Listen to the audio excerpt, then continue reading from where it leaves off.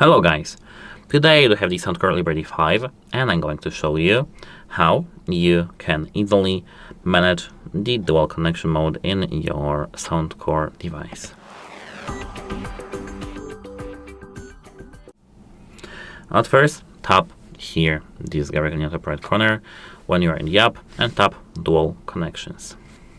Make sure that this is enabled and now connect your device. Got it.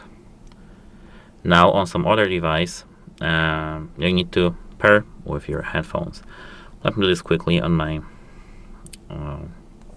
device.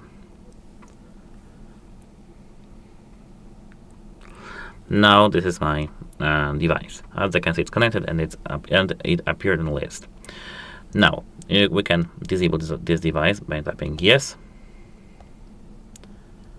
And now, as you can see, this device is disabled.